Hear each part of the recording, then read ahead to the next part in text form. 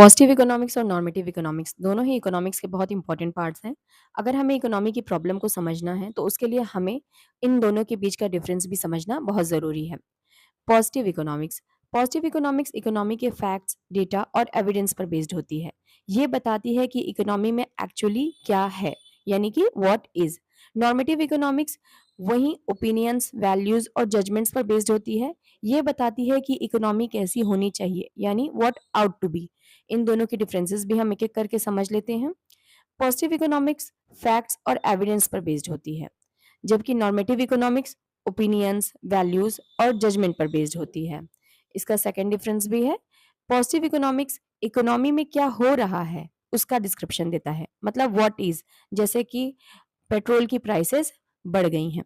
वहीं normative economics suggest करती है कि इकोनॉमी कैसी होनी चाहिए, जैसे कि इस बढ़ती हुई महंगाई को देखते हुए हमें कुछ ना कुछ ऐसे स्टेप लेना चाहिए जिससे कि महंगाई कम हो सके।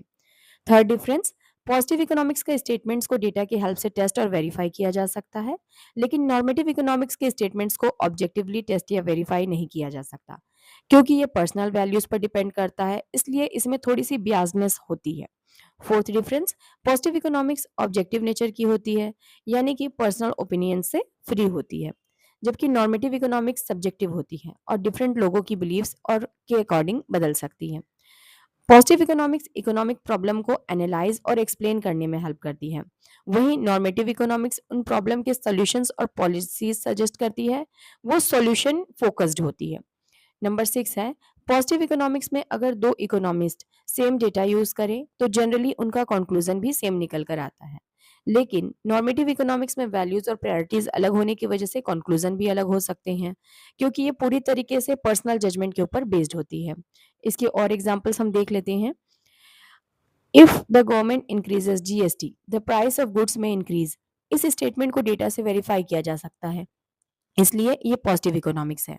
The government should reduce taxes on essential goods, ये एक सजेशन है, इसलिए ये नॉर्मेटिव इकोनॉमिक्स है।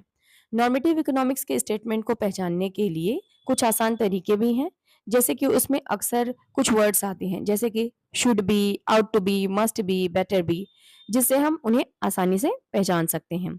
आई होप कि आपको इन दोनों के बीच का डिफरेंस समझ में आ गया होगा। Follow for more such content. अगर वीडियो अच्छी लगी हो तो लाइक शेयर सब्सक्राइब जरूर करें। Thank you.